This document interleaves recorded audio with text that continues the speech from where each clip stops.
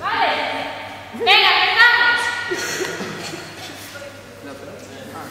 Viene la pelota, viene la pelota, ya. Venga.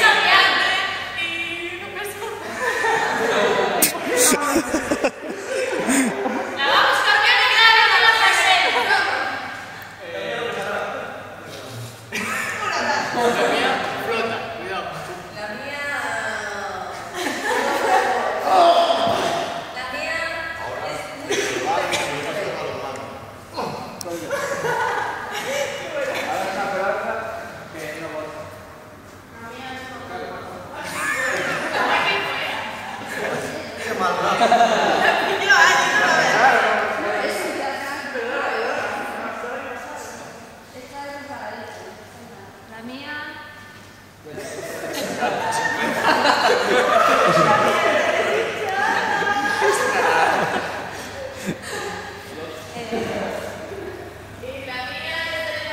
Es un... ¿Cómo para mencionar?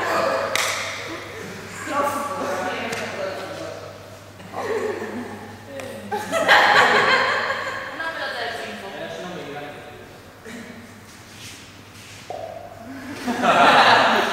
La mía huele mal.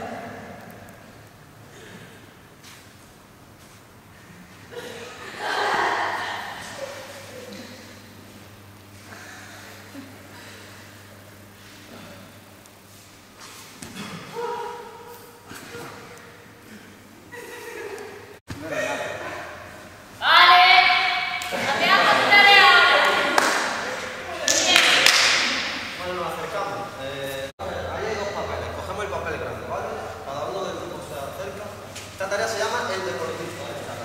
El deportista.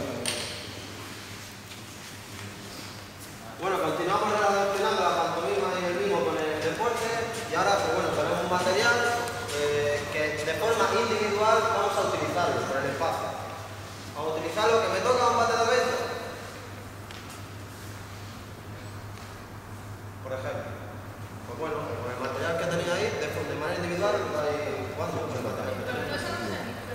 Sí, lo veis todo y cada uno es uno. Y lo vais a ver.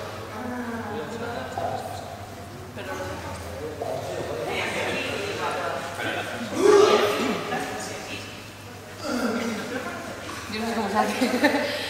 La patilla no me lo enseña así. Ojo, atento a las consignas que vaya dando,